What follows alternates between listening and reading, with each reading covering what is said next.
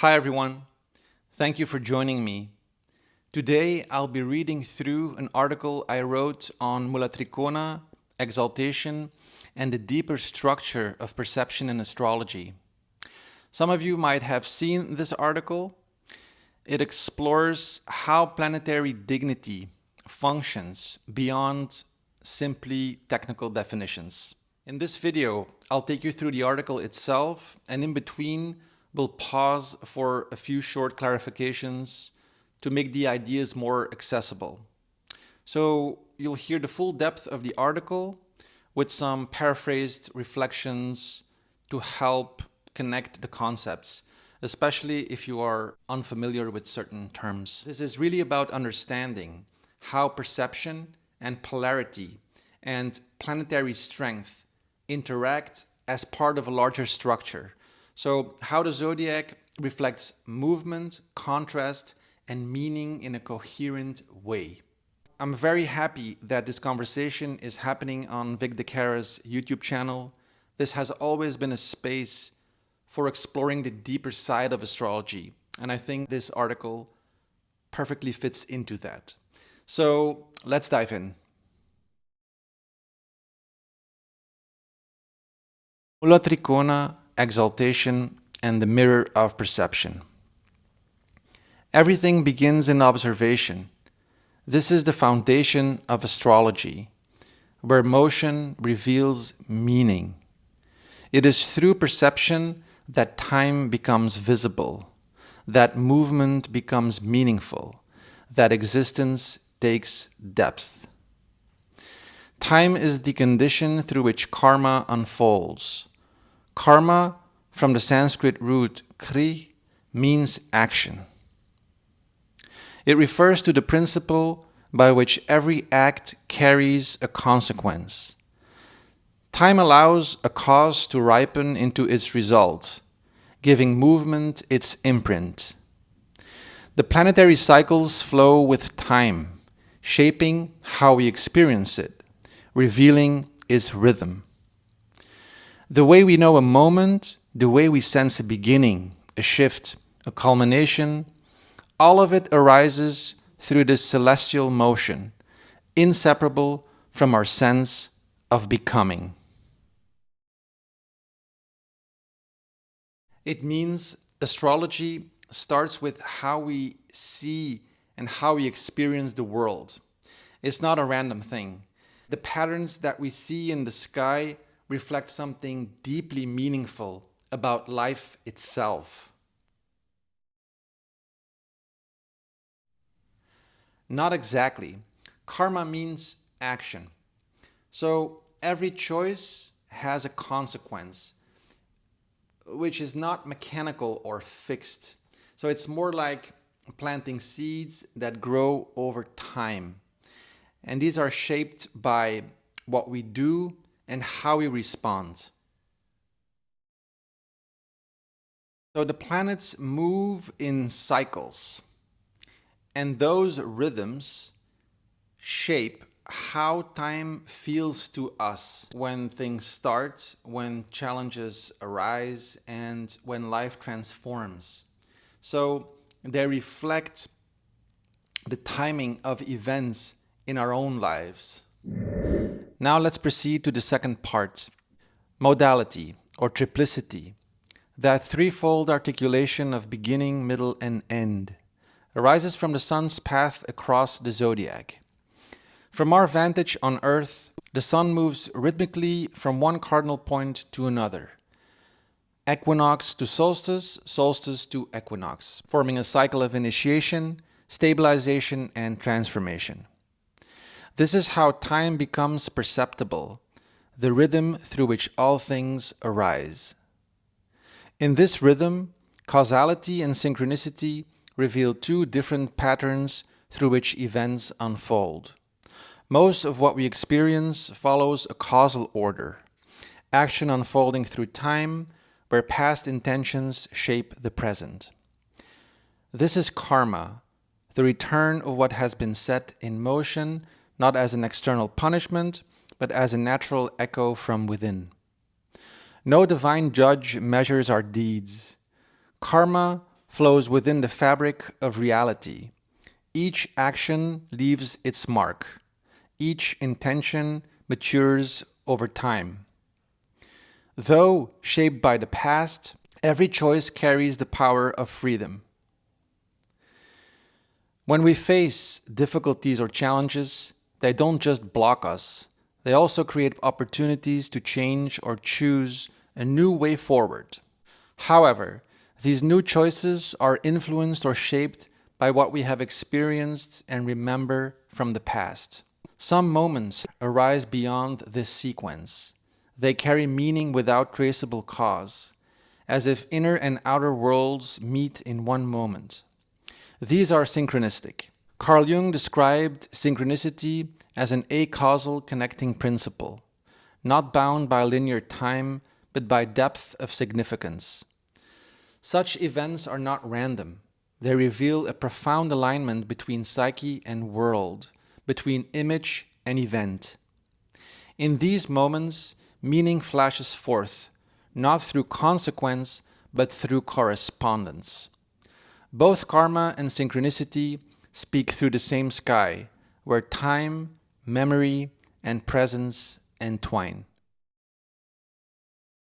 Triplicity or modality means the rhythm of time. Things have a beginning, a middle, and an end. And you can see that in the seasons, for example, but also in the phases of life. And of course, in astrology, we have movable or cardinal signs and fixed signs, and then dual or mutable signs. So the one initiates, one sustains, and the other transforms and announces a new beginning. No. Karma is just about how actions bring results. It's not about being judged. It's more like the natural consequence of what we set in motion. It feels like coincidence, but it's much deeper. It's when something happens that connects perfectly with what you are thinking or with what you are feeling, without there being a clear cause. So it's like life reflecting your inner world in the most precise way. It means whether something happens through cause and effect or through unexpected meaning, both are reflected in the movements of the planets. So the sky is like a mirror showing both sides, timing and meaning together. So let's move to the next part.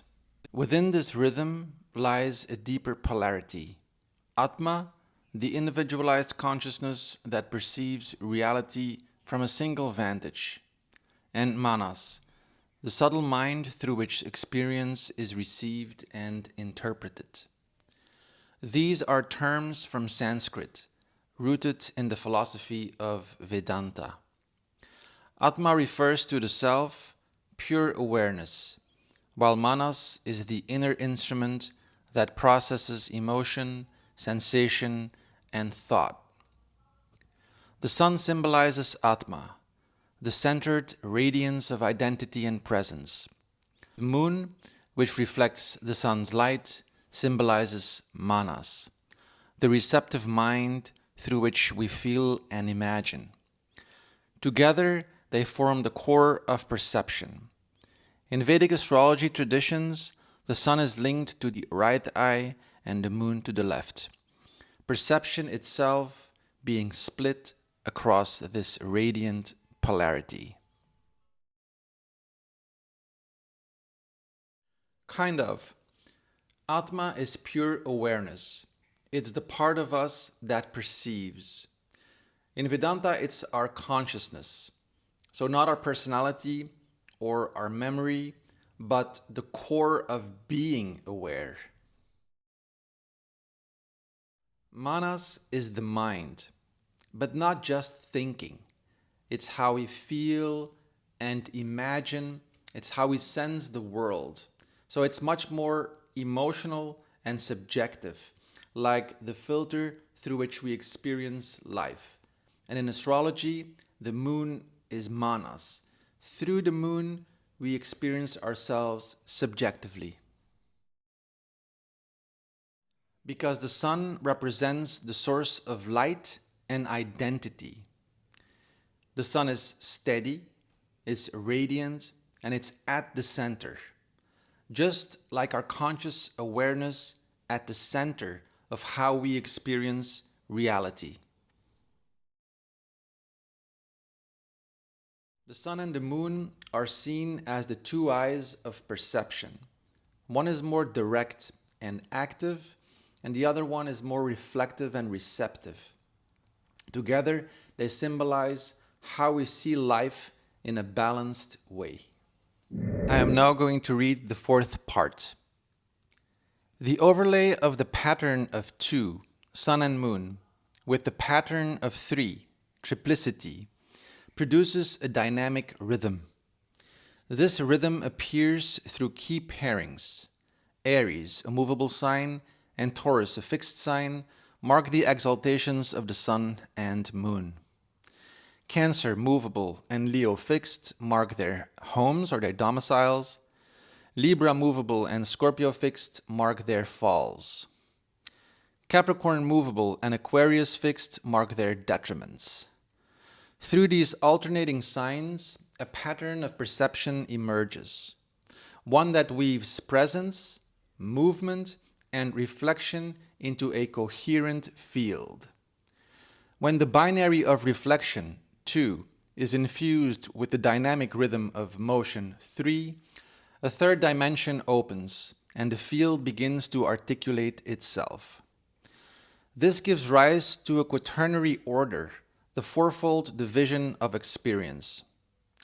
The binary polarity of sun and moon divides the zodiac into two fundamental halves. The triplicity of modality overlays with a rhythmic cycle of 3 modes. Together, these patterns create 6 types of sign qualities, combinations of polarity and modality.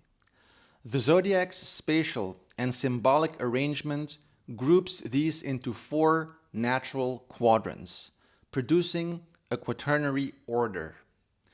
This quaternary arises naturally as the minimal structure able to hold the complex interplay of polarity and rhythm, reflecting a foundational pattern of cosmic order. It means how we experience time and change and reflection isn't random. The zodiac reflects those patterns, showing us how presence and movement and awareness interact. Perhaps it sounds a bit complicated, but it's very natural. The two represents opposites, like the sun and the moon, the core polarity, male, female, atma, manas. They represent the foundation of perception. And then we have the 3. Something has a beginning, a middle, and an end. And then the 4 gives structure to the whole, like directions or phases of experience. And these all build on each other. Both. The zodiac has 4 quadrants, or 4 symbolic zones, that reflect different qualities of experience. Each one has its own way that energy expresses itself and grows. Okay, let's proceed with the 5th part. This gives rise to a deeper cross, the archetypal axis of perception that divides the zodiac into 4 symbolic halves. The first solar half begins in Leo, the sun's own sign, and continues through Virgo, Libra, Scorpio, Sagittarius, ending in Capricorn, where the moon has its detriment. This describes a movement from sovereignty to crystallization, the solar ray meeting the edge of form. The first lunar half begins in Cancer, the moon's home, and moves backward through Gemini, Taurus, Aries, Pisces, ending in Aquarius, the sun's sign of detriment. This expresses a receptive path, the way radiance is received, held, and transformed into meaning. The second solar half runs in reverse zodiacal order from Aries to Scorpio, from the sun's exaltation to the moon's debilitation. The second lunar half runs from Taurus to Libra, from the moon's exaltation to the sun's debilitation. These four movements express two polarities, one solar, one lunar, and two kinds of motion, one outward, one returning. They define a mirror through which perception reflects. Each polarity offers a unique gesture. From Leo to Capricorn, solar power extends outward, seeking order and achievement. From Cancer to Aquarius, lunar perception turns inward, dissolving form into feeling. From Aries to Scorpio, the solar current ignites, challenges, and descends. From Taurus to Libra, the lunar current balances, harmonizes, and refines. These flows reflect each other, not in shape, but in intention, forming a zodiac that breathes through contrast and relation. It means part of the zodiac expresses outward solar energy, like strength and direction, and part of the zodiac expresses inward lunar energy, like reflection and meaning, and both create balance. It's symbolic. The sun represents the movement outward toward achievement, while the moon represents turning inward to absorb and to reflect. And both flows mirror how we grow through action and creation. Masculine energy is about initiating, and feminine energy is about manifesting, creating. Contrast means we don't really grow through sameness, but through opposites. The zodiac shows movement between strength and receptivity, and between challenge and harmony. And this is how our experience deepens. And when we speak of movement, we associate that with triplicity or modality, right? This is how the sun moves through the zodiac. It creates movement. And that is, for example, why squares between cardinal signs and fixed signs particularly can be so tough, because they have the same modality. So there's not really any movement between them. It means life reflects itself back to us, like looking in a mirror, but through events and relationships and challenges. And the zodiac structures that reflection so we can see ourselves more clearly. Now let's move on to the sixth and last part. It's also the most lengthy. This living pattern reveals something deeper still, the way each planet moves within this field of reflection. The zodiac, already divided into four symbolic halves, also reveals four natural quadrants. The first quadrant, from Leo to Libra, is hybrid, where solar and lunar energies mix. Leo shines with solar strength. Virgo analyzes and adjusts. Libra begins to mirror. The second, from Scorpio to Capricorn, is fully solar. Scorpio, ruled by Mars, Sagittarius, ruled by Jupiter, and Capricorn, ruled by Saturn, embody intensity, direction, and form. The third, Aquarius to Aries, is again hybrid. Aquarius reflects Saturn's detachment, Pisces dissolves boundaries, and Aries initiates. The fourth, Taurus to Cancer, is lunar. Taurus stabilizes, Gemini connects, Cancer feels and remembers.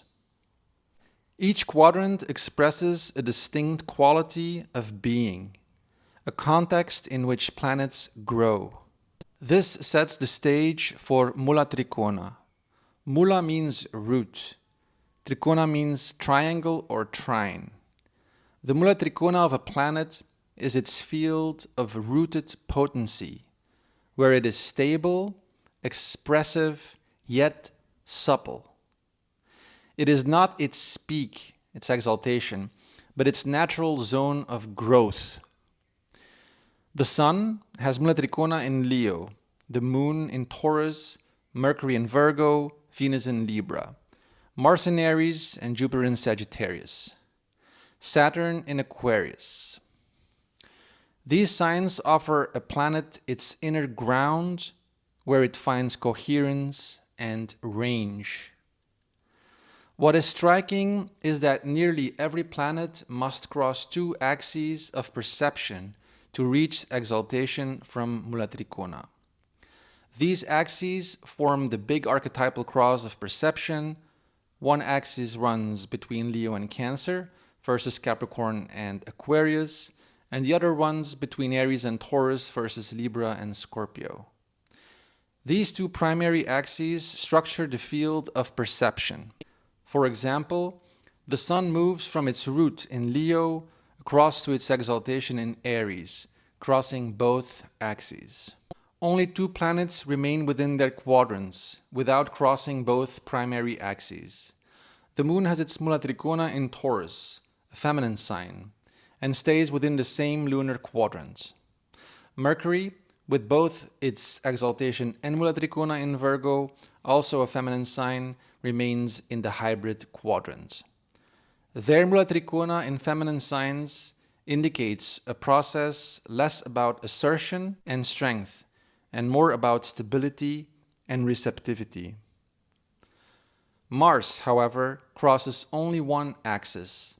Moving from Aries to Capricorn, it enters the double solar half. This movement aligns with Mars's fiery masculine nature. Unlike the Moon and Mercury, Mars is not a stayer, but crosses one primary axis, reflecting a different dynamic in its path toward exaltation. Debilitation often occurs when this crossing is absent. Planets whose Mulatrikona lies in masculine signs, signs of assertion, often fall within the same field. This can suggest a lack of mirror tension and awareness needed for growth, leading to stagnation despite external pressure. Mars, however, finds debilitation in Cancer, the double lunar quadrant whose receptive nature stands in stark contrast to Mars's fiery, assertive essence. The Moon and Mercury with Mulatrikona in feminine signs only falter when crossing into foreign terrain. The Moon weakens in Scorpio, Mercury in Pisces, where their inner balance dissolves. Debilitation, then, is less about weakness than about friction between function and context. Another symbolic layer emerges in the distinction between cruel and gentle planets. Mars and Saturn, considered cruel, have Mulatrikona in the lunar half and exaltation in the solar half. Their assertive qualities reach clarity through projection. Venus and Jupiter, gentle by nature, have Mulatrikona in the solar half and exalt in the lunar half. Their essence matures through receptivity, beauty, and grace. This tension is not conflict.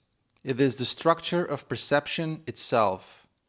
The very act of seeing requires contrast. The same is true of planetary motion through the signs. A planet reflects its nature most clearly not in sameness, but in the mirror of its opposite. The Sun's fullness in Aries requires the testing fire of Mars. Venus, at home in Libra, reaches her most exalted state in Pisces. Saturn, stern in Aquarius, opens into grace in Libra. These crossings from Mulatrikona to exaltation are like the growth of a plant. The root is hidden, inward, sustaining. The flowering is visible, expressive, shaped by the environment. What lies between is the journey of becoming. Each planet grows through this symbolic journey. Masculine and feminine signs, solar and lunar, alternate through the zodiac, but deeper still is the polarity they express, initiating strength and receptive form. Most planets have their Mulatrikona in masculine signs and reach exaltation in feminine ones. This means they must make an effort, cross the mirror, and ultimately turn inward to reach their highest function. Only the moon, exalted in Taurus, and Mercury, self-reliant in Virgo, remain within the same feminine or hybrid quarter. In this way, perception itself is structured through mirroring. The sun and the moon form the core, one centered, one reflecting. Their domiciles and detriments, their exaltations and falls, all align across the primary cross of perception. From Leo to Capricorn, the solar half projects into form. From Cancer to Aquarius, the lunar half receives and dissolves. These axes form the vertical and horizontal arms of the great mirror, across which meaning reflects and time becomes visible. Through this reflection, consciousness ripens. What begins in strength must move through its opposite to find integration. Every mirror holds tension, but it is through this tension that the self, Atma, meets the world through the mind, Manas, and the cosmos enters time. This is the meaning of planetary dignity.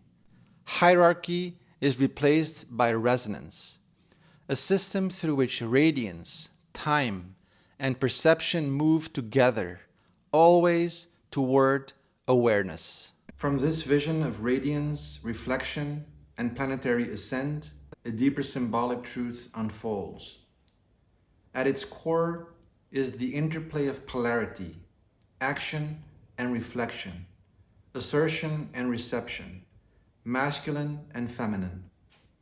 These forces shape not only the inner life, but also the full field of relationship. They generate a creative tension that awakens perception, deepens understanding, and brings form to growth. Astrology reveals a map of development. Each planetary path, from Mulatrikona to exaltation, reflects a movement from rooted strength toward expressive fulfillment. This is a symbolic ascent, energy refined into clarity, potential unfolding through contrast. The zodiac becomes the field through which awareness travels, not as a fixed chart, but as a living mirror.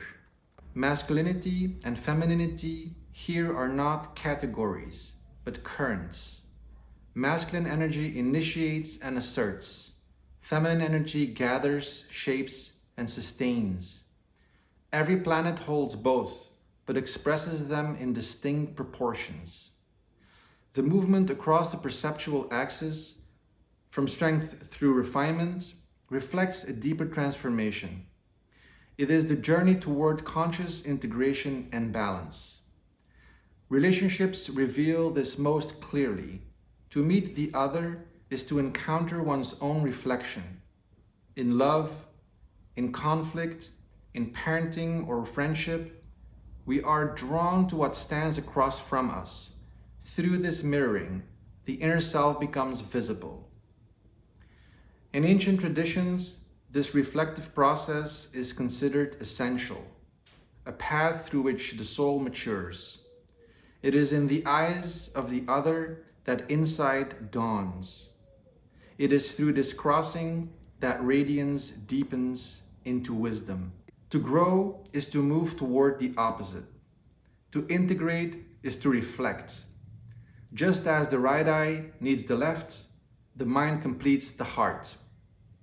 Each planet, in its own journey, expresses this movement. What begins in power finds grace through mirroring. What starts in radiance finds truth through shadow. The Mulatrikona roots the planet, anchoring it in its sign of deep strength, allowing exaltation to arise through its flowering and resonance. It's similar but more specific. The domicile or home sign is where the planet feels most natural, like being in its own environment, being in its own home. Mulatrikona is a refined part of that space. So it's where the planet feels strong and stable and is also able to express itself clearly, but it still has room to evolve.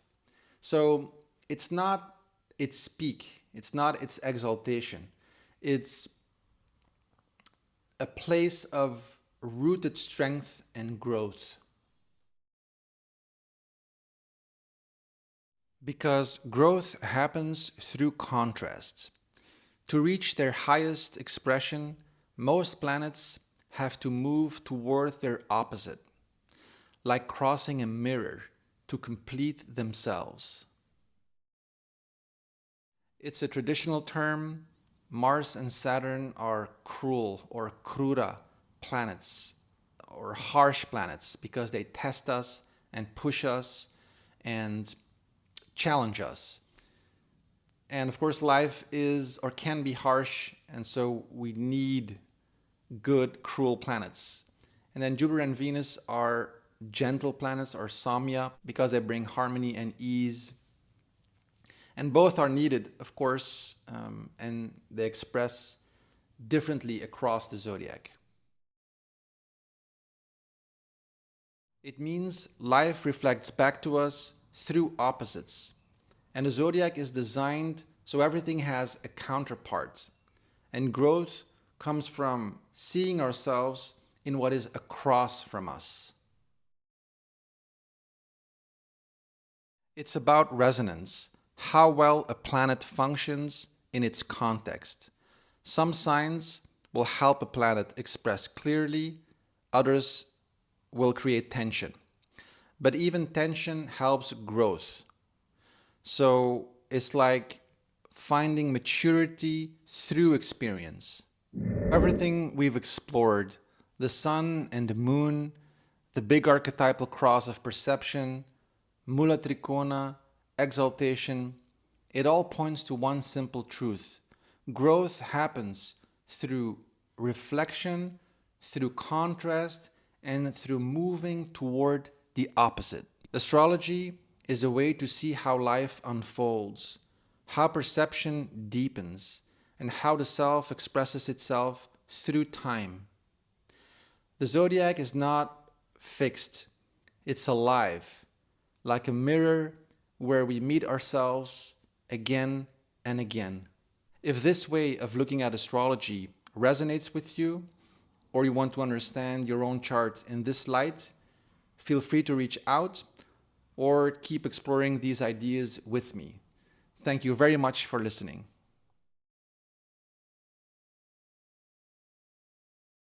It starts by watching your patterns, how you react, where you feel strong, where life feels like a mirror showing you something new. The birth chart reflects these patterns. The more you understand your chart, the more you understand how your growth follows this rhythm, from your roots to your highest expression.